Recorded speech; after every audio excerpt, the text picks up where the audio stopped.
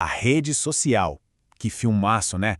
Uma baita história sobre ambição, genialidade e, claro, muita traição.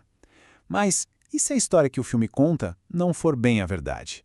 Hoje, a gente vai mergulhar fundo para separar o que é roteiro de Hollywood e o que é a realidade por trás da criação do Facebook. Para começar, vamos lembrar do impacto que esse filme teve. Quando saiu, em 2010, não foi só um sucesso, foi um verdadeiro fenômeno. A crítica amou, a Rolling Stone chegou a chamar de o filme do ano. Mas o mais importante foi que ele carimbou na cabeça de milhões de pessoas uma imagem muito específica de como o Facebook nasceu. E essa aclamação toda virou oficial, com 3 Oscars. Sabe qual foi o mais importante deles? Melhor roteiro adaptado. Isso é muito significativo porque quer dizer que a narrativa, a trama de traição e genialidade que a gente viu na tela foi celebrada como uma obra-prima. Isso ajudou a solidificar essa versão da história na cabeça de todo mundo.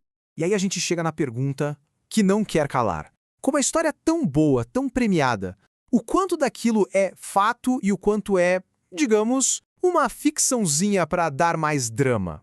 Onde é que a biografia termina e Hollywood começa? É exatamente isso que a gente vai descobrir agora. Ok, primeiro, vamos dar uma refrescada na memória e lembrar da versão que todo mundo conhece, a história contada no cinema. É aquela narrativa de um cara brilhante, super ambicioso e, acima de tudo, que não teve medo de passar por cima dos outros. A trama do filme é tipo um efeito dominó perfeito. Começa com uma rejeição amorosa que leva à criação do FaceMash. O FaceMash chama a atenção dos gêmeos Winklevoss, que acusam o Zuckerberg de roubar a ideia deles. Aí entra o melhor amigo, o Eduardo Saverin, com a grana inicial. Depois aparece o Sean Parker, o cara do Napster, e a amizade com o Saverin vai pro ralo, terminando numa traição bem feia. É uma história de ascensão meteórica, toda contada através de depoimentos nos processos judiciais. E olha só, essa versão da história não só ganhou prêmios, como também fez uma grana preta. Com um orçamento de 40 milhões de dólares, o filme faturou quase 225 milhões no mundo todo. Isso é importante porque mostra o alcance gigantesco que essa narrativa teve. Para muita, mas muita gente mesmo, essa é a história oficial da criação do Facebook. E ponto. Beleza. Agora vamos virar a página e dar uma olhada na história real, na biografia do Mark Zuckerberg. É aqui que a coisa fica mais interessante, porque a realidade, como quase sempre, é bem mais complexa. O filme nos apresenta um anti-herói, um cara meio desajustado socialmente, que faz tudo por status e para superar uma rejeição. Já a realidade mostra um perfil bem diferente, o de um prodígio da programação. Ele não começou a programar em Harvard por causa de um fora. O cara já era um desenvolvedor super talentoso muito antes de botar os pés lá. E isso não é só impressão, não. Tem fatos que comprovam. Ele aprendeu a programar com o pai lá nos anos 90. No ensino médio, ele criou o ZuckNet, que era tipo um sistema de mensagens para o consultório do pai dele. Depois fez o Synapse Media Player, um programa de música com inteligência artificial tão bom que a Microsoft e a Apple tentaram comprar e contratar o garoto. Isso tudo antes de ele pensar em ir para Harvard. Então essa ideia de que o Facebook nasceu de um coração partido é uma bela simplificada na história. Tá, e o tal do FaceMash? Os sites que dá o pontapé inicial em tudo no filme. Ele realmente existiu, sim. Mas a história sugere que foi mais uma zoeira de mau gosto, um projeto que ele fez para se divertir e não uma vingança calculada logo depois de uma briga no bar. O filme conecta os pontos de um jeito muito mais linear e dramático do que as coisas realmente aconteceram. Certo, mas e a traição? E os processos? A rasteira no Eduardo Saverin? O quanto disso foi real? Bom, os processos judiciais aconteceram de verdade, e eles são a espinha dorsal do filme. E aqui os resultados são bem claros. Os gêmeos Winklevoss, que diziam que a ideia original era deles, fecharam um acordo de 65 milhões de dólares. O Eduardo Saverin, que foi diluído para fora da empresa, também fez um acordo. O valor exato a gente não sabe, é confidencial. Mas o mais importante é que o nome dele foi restaurado como cofundador do Facebook. Isso mostra que, mesmo que o filme tenha exagerado no drama, a briga foi bem real.